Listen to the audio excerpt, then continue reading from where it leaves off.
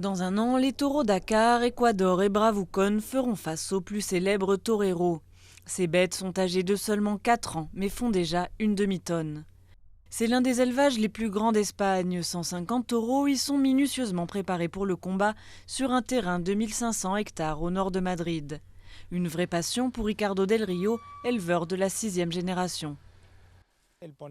Élever un taureau de 4 ans pour une corrida, en comprenant tous les frais de l'exploitation, les vaches mères, les médicaments, l'entretien du domaine, cela peut représenter 3 000 €.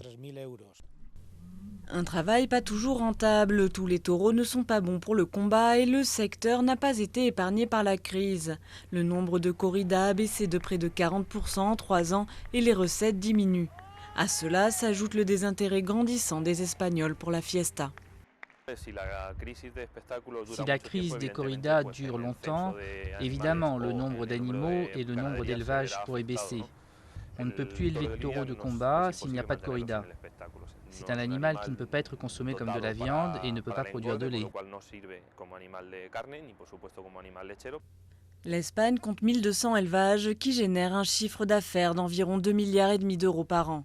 Nouveau coup dur pour le secteur, les corridas seront bientôt interdites dans la grande région de Catalogne. Dimanche, Ricardo del Rio sera à Barcelone pour la dernière corrida.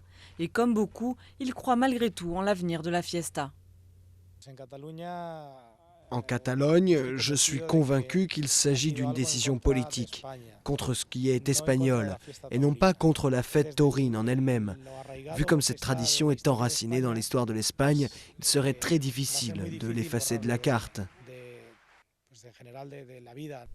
Alors que les défenseurs des animaux semblent gagner du terrain, les aficionados misent sur la sensibilisation des plus jeunes pour assurer encore de longues années à cette tradition ancestrale.